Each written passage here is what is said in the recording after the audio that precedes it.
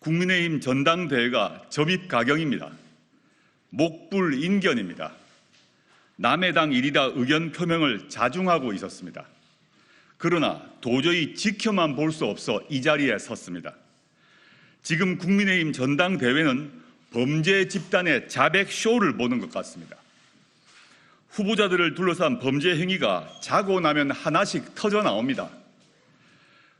국민이 국민의힘 전당대회를 통해 알게 된 것은 우선 한동훈 씨가 법무부 장관 시절 사설 댓글팀을 운영했다는 것입니다. 찐윤을 자처해온 장예찬 전 최고위원이 한 말입니다. 그는 그 자신도 그 팀의 일원이었다고 폭로했습니다. 사소한 일에도 고소를 남발하던 고소왕 한동훈 씨가 장예찬 전 최고위원에는 이상하게 우물쭈물합니다.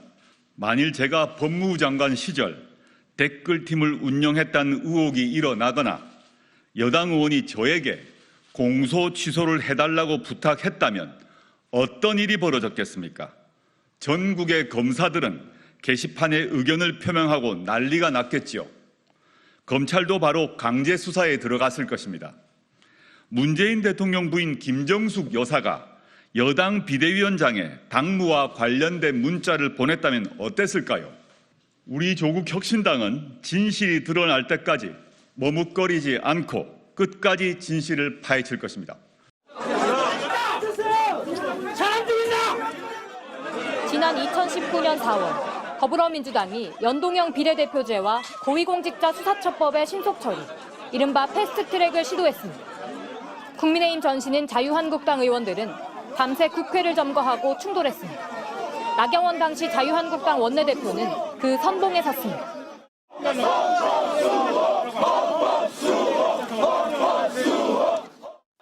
이 충돌로 나경원 후보 등 자유한국당 의원과 당직자 27명과 민주당 10명이 나란히 법정에 세워졌습니다.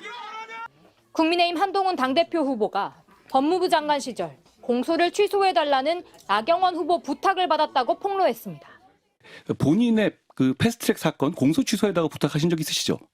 저는 거기에 대해서 제가 그럴 수 없다고 말씀드렸고요. 그거는 구체적 사건이 아니라요. 실질적으로는.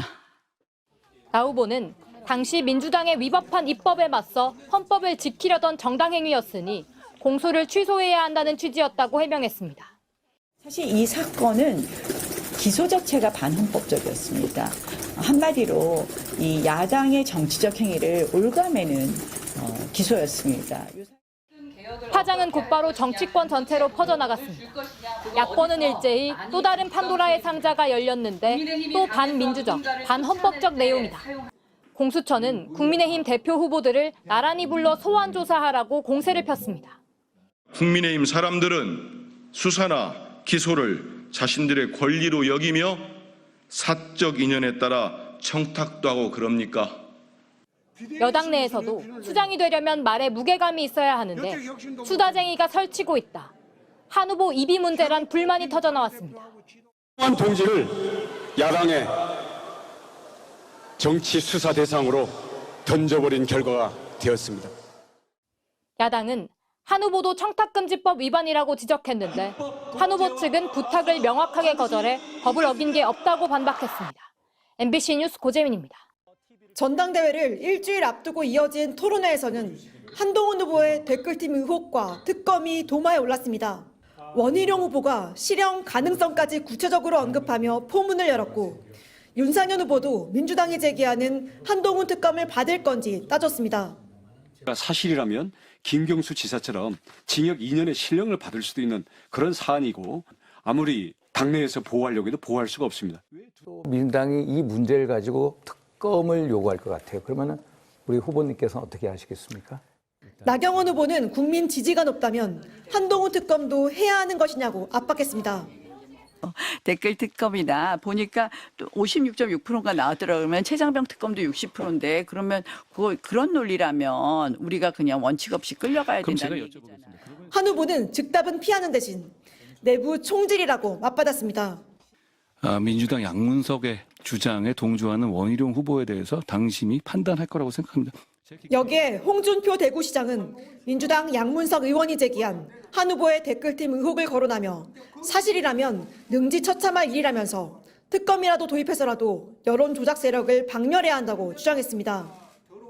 날선 공방과 달리 주자들이 한 뜻을 모은 주제도 있었습니다. 김건희 여사의 검찰 수사가 필요한가? 김 여사가 지금이라도 사과해야 하느냐는 질문에는 냈다 그렇다고 입을 모았습니다. 궂은 날씨 속에 수도권, 강원 지역 마지막 합동연설회에는 당원 5,000명이 모였습니다. 지지자 간 충돌 문제가 심각해지자 연설회장 입구에서는 당원 출입 관리가 한층 강화됐습니다.